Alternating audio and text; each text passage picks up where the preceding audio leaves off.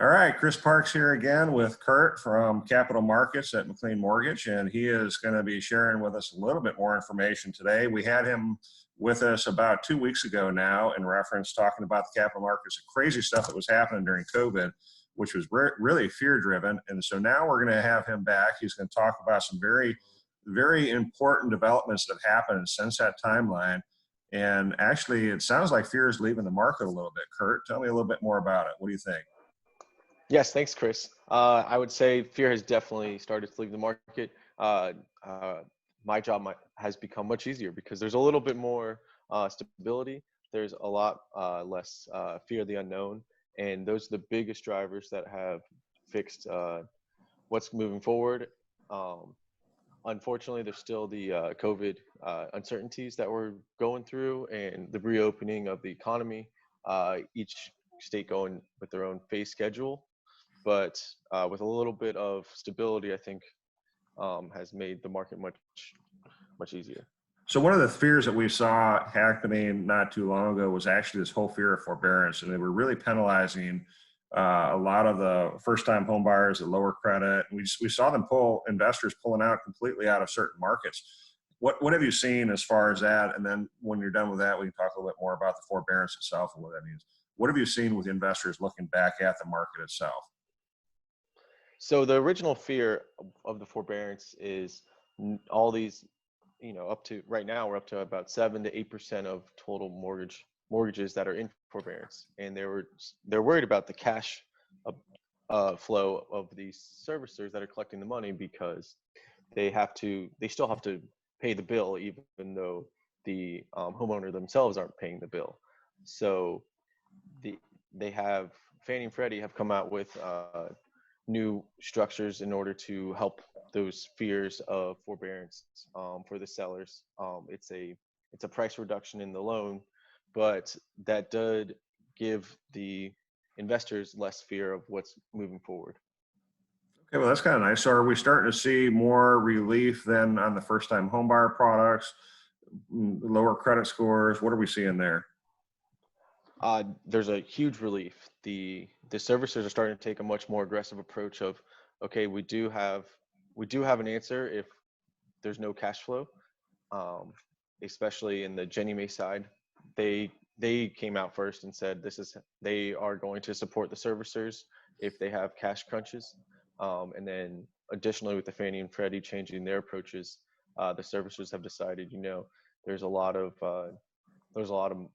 money to be made in this sector, and putting more demand has lowered the rates for our borrowers purchasing and refinancing. So overall, it's been the approaches by all three agencies have made it much more favorable for our market purchasers and refinances.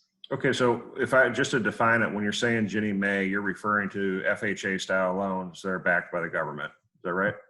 Yes, FHA, VA, and USDA. Okay, well, that's pretty good. So, and I've actually seen it in pricing now. I'm starting to see that they're being more aggressive. They're willing to let more people back into those spaces. And I'm starting to see reality when it comes to, before they were charging like crazy numbers, it seemed like, for rates, and it just didn't make sense. But now it seems like that's easy. Now, we've never really pulled out of this market. A lot of investors, a lot of my local competitors did move out of these markets completely. They said, we're just not doing it anymore. We never did that, but the pricing, in other words, the rates weren't as attractive for that. So what are you seeing then with this whole forbearance? Because that's really what was part of the fear right now. What is, this is like an evolving topic, it seems like. What are some of the things that you're seeing with forbearance? You mentioned three possible options of how to repay it. Okay, so for forbearance, it's a great opportunity for anyone that has economic downfall because of COVID. With the 17% unemployment rate and over 20 million people losing their jobs, there's got to be a way for these people to make it through without losing their houses. And so the forbearance has been a great opportunity for all, for the investors and the people that are purchasing these mortgages. It was a big problem because they were like, how do I get my money? I put a bunch of money to buy this, and I made an investment, and I was looking for some return. So Fannie and Freddie have come out with, before they said you could make a lump sum payment. You could add some payments each month for up to 12 months to catch up, or you could do a loan modification, which is that one would more affect your credit. But they just yesterday they came out with a new they came out with a new way to be able to just add it to the end of your payment, extend your loan term, which would include if you sell your house, you could make it up, or if you do a refinance, you could make it up. And that has put even more stability because the borrowers are not being expected to, as soon as they're out of forbearance, to immediately catch up, or they have to put more money into their mortgage. So this new way that came out yesterday is the biggest advantage for the homeowners themselves, because a lot of these retail sectors, yeah, they may be coming back, but they're not coming back at full capacity. They're not coming back at the incomes they're making before, and they have to be able to show up with the money. And if you're telling them, yeah, you know what, you got to make your mortgage payment that you were making before and you couldn't afford, but now we want you to pay more, or Right. we want you to pay it all up right now that you were missing for the last 6 to 12 months. So this new one is most beneficial for the home buyers themselves. Be able to say, you know what, I can afford this payment, and I'll be able to make this payment, expectedly in the future. For most people get 15 or 30 year mortgages, and 1 extra year is going to be fine for me. I'll be able to make all my payments. Well, that's pretty nice that they figured that out. So it's kind of like they're recasting the loan over the period of time just by adding whatever it is that's on there. Is that right? Yes. They're either a recast, or they're doing just extending the term, just saying, here's the 6 months you weren't making before. We'll just add it 6 months at the end of, towards the end of your payment. Kind of like, if you miss school because of winter snow day, we'll just add a couple days at the end of the year and we'll make it up. That's Right. basically how I would view it. This winter snow day is getting pretty long here, I want to say. So what are you seeing overall in the markets? I mean, you're on the forefront of people, you're the connecting link between when we originate or we get the client into a loan and when the investor buys it. So what are you seeing with the investor themselves? What are you seeing as far as that transition, that gap now? Is there less fear with what they're doing? Are they stabilizing? What are you seeing there? So the biggest thing that in the market right now is the Fed is throwing money at everything. They're fixing everything with money. So it's stabilized both the bond sector, the Treasury, the MBS mortgage market, and along with the stocks, they're doing much better than they were previously. There's less volatility. The stabilization has made the mortgage rates very attractive. Lots of people are saying, you know what, even though that there's less supply in the market, the one thing that's making housing not just go straight down the gutter is the fact that the rates are so low, and people are like, you know what, it's a good time to buy with the rates that they're at.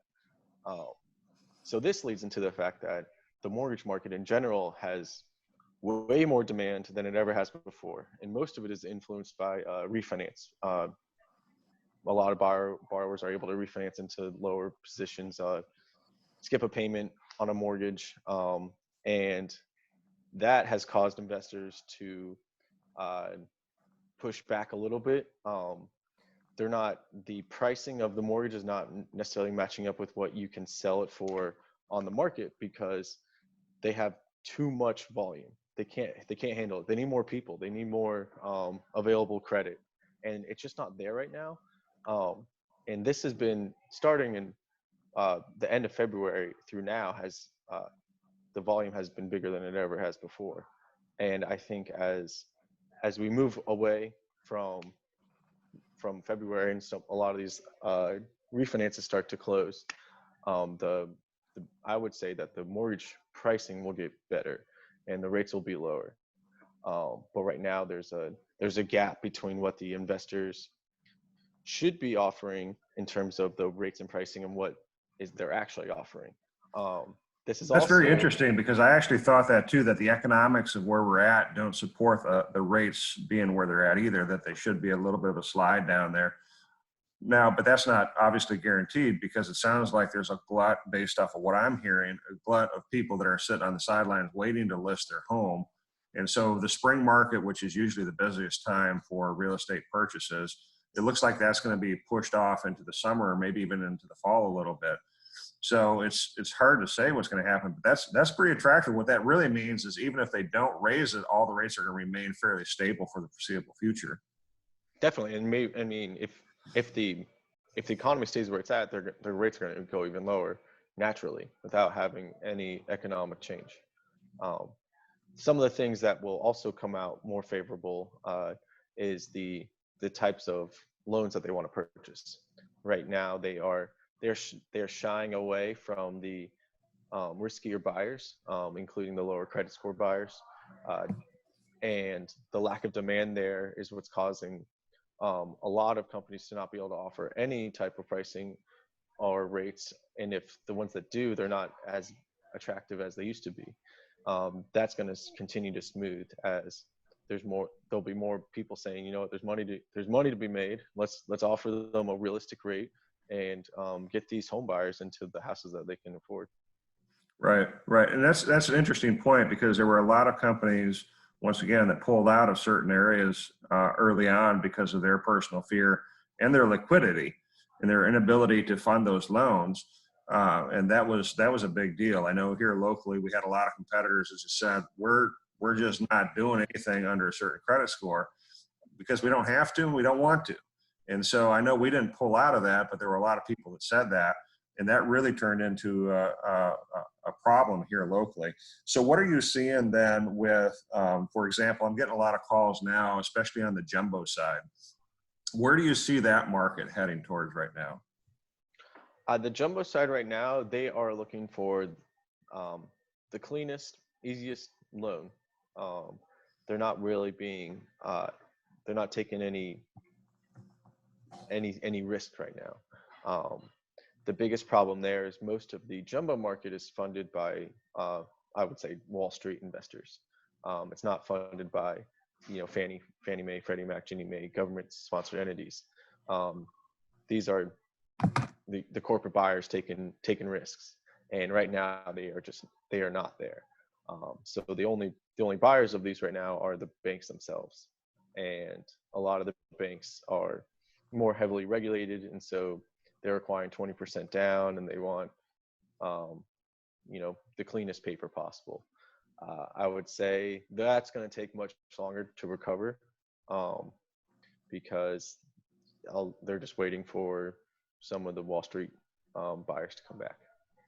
Right. And so what is your timeline on something like that? I mean, we still have jumbo loans. I've seen some very aggressive pricing on some. What are you seeing on those? What is their timeline? Do you think it's going to be a 30-day, 90-day? I mean, as fear escapes the market, that seems to be the last segment. I've seen some of the more aggressive buyers already start to come back. I would say June is when they're going to put their feet in the water. And then for realistic pricing to the market, I would probably put an August, September timeline. But that's for the riskier types of, bank statement loans, or a little bit more outside the box. But the standard jumbo, I would say June, July. And there's still good there's still good pricing out there right now, even in the jumbo market. It's about as if you're putting 20-25% down, it's as competitive as all the other products we're offering. Mm-hmm. Yeah, that's pretty amazing stuff. I know I had one that I sent you an email on, and I'm trying to go back and forth with this guy. I've kind of put it on ice for the time being because his closing is not until the end of July. And so it's like, this is so etched in jello what's going on that, the further we wait, especially on that jumbo, the better off it's going to be for him, and the more likely it's going to be stabilizing for everybody else. Yeah, and I would say that's a good approach because the jumbo market doesn't follow the economic market as closely as you would think.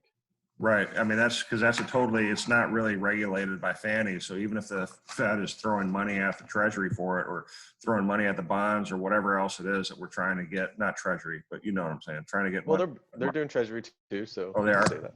Yep. Okay. So yeah, that shows my ignorance right there. But in essence, even though it's not as affected because that's really affecting the more common market, which we call the conventional, but the ones that are outside of that, the non-conforming, jumbo style stuff, that's where the hardest time seems to be getting that back to normal.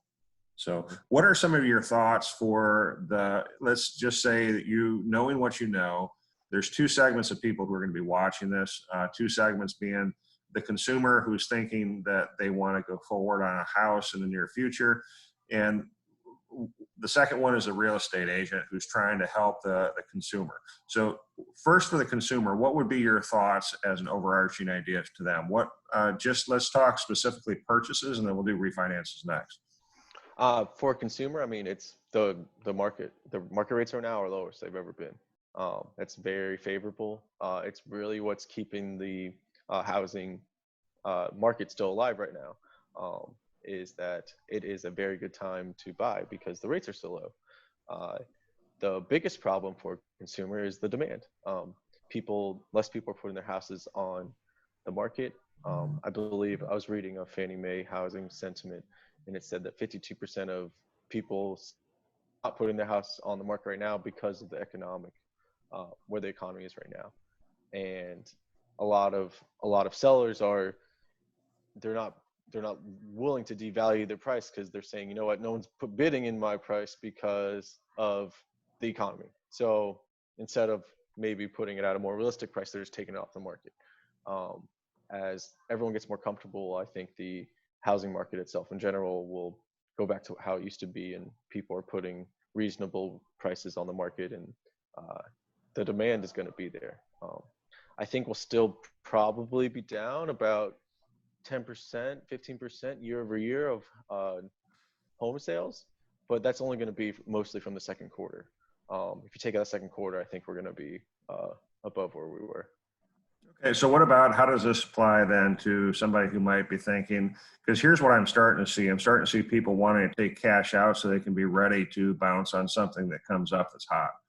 What is your counsel to them? I think it's a great time to buy.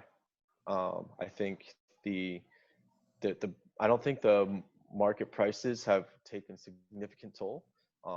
And most of that has to do with there's low demand. So low supply. So there's still high demand. The housing prices are going to be stable. They're not overvalued. And with the rates where they are, it's a great time to buy. Mm-hmm. Okay, and then as far as to the real estate agent, the professional out there who's trying to help people along, what would be a conversation that you would, or a script that maybe we can share with them, or some kind of introduction to perk people's thoughts and ideas as far as selling and then buying? What would be something that you would share with them? The biggest thing would be, how's your employment status? In my opinion, are you back to work? Are you furloughed? These kind of things will affect your ability to be able to get credit to buy a mortgage. So if you have your job stability, even if you just got back to the job, that's better than I'm off for 30 to 60 days, because then Chris will have to say, well, we have to wait 30 to 60 days to give you credit. So that's going to be the biggest part for the buyer, talking to the buyer.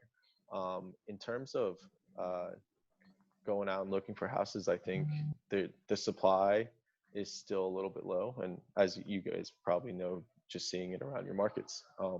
But as people get more comfortable with the phasing of, going through phase 1, 2, and 3 of reopening the economy and letting people in their houses and seeing properties, you're gonna see more sellers, and it's gonna open up it's gonna make a summer market instead of a spring market. So that'd be my advice. And so one of the things, and this just end this, we started with forbearance, is end with talking about how this is going to affect the investors buying the loans with the forbearance in it. So if they have a forbearance on their credit report, it sounds like to me that's kind of a fluid situation. We're hearing that it may not affect people as long as they pay it off quickly. Is that right? So if a lot of people just were like, oh, the the news told me I get free no payment on my mortgage, so I went into forbearance. And then I've even heard some of the servicers were telling people you should go into forbearance. And if you decide that, you know what, I'm stable, I've been able to, I still make my mortgage payments, that's not going to affect your ability at all to get mortgage credit.